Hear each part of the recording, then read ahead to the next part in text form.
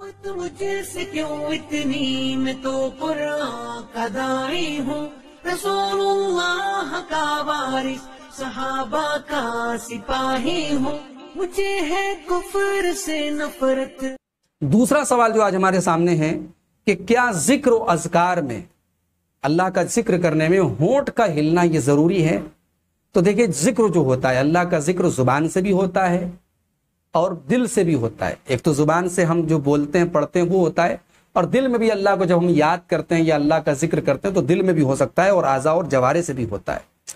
یہی وجہ ہے کہ اللہ تعالیٰ نے سورہ کہف کی آیت نمبر 28 کے اندر فرمایا وَلَا تُطِعْ مَنْ أَغْفَلْنَا قَلْبَهُ عَنْ ذِكْرِنَا، اے نبی آپ اس کی اطاعت نہ کریں جس کے دل کو ہم نے اپنے ذکر سے غافل کر دیا۔ یعنی اللہ کے ذکر سے دل غافل بھی ہوتا ہے اور اللہ کے ذکر میں دل لگتا بھی ہے۔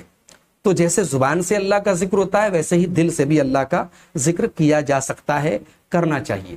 لیکن جہاں ہم کو پڑھنے کا حکم دیا گیا کہ یہ دعا پڑھو، یہ ذکر پڑھو، تو پڑھنے میں پھر دل کے اندر صرف ہم سوچ لیں وہ کافی نہیں ہے۔ جہاں پڑھنے کا ذکر ہے وہاں ہم کو پڑھنا پڑے گا۔